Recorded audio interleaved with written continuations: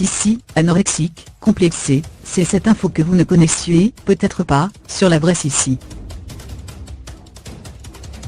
Sissi, l'impératrice d'Autriche, immortalisée à l'écran par Romy Schneider, était davantage entourée d'ombre que de lumière. 7. Pionnière de la gym.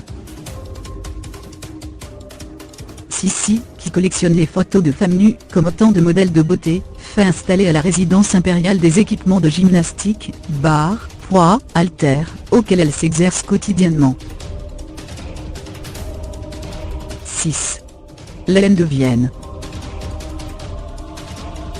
Elisabeth déteste Vienne, symbole de son emprisonnement dans une cage dorée.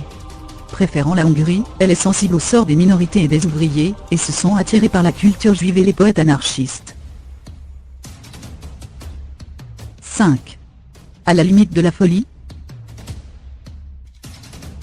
Des changements fréquents d'humeur, une fuite à travers des voyages qui n'en finissent pas, Sissi est dépressive, peut-être bipolaire. Héritage familial. Son père, le duc Max en Bavière, est neurasthénique. Son cousin, le roi Louis II de Bavière, sombre dans la folie. Jusqu'à son fils, Rodolphe, dont le suicide à Meyerling, réel ou pas, l'anéantit.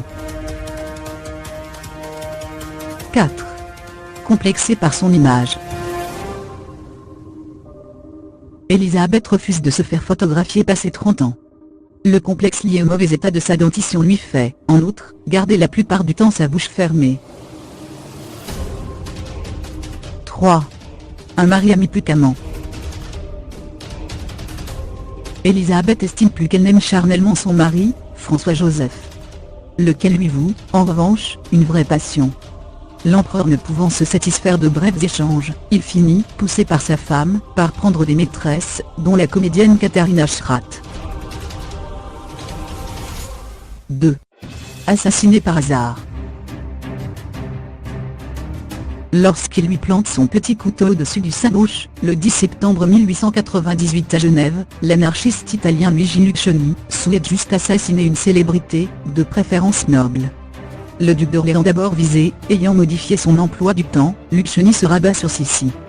Triste ironie pour cet anarchiste dans l'âme. 1. Elle était anorexique.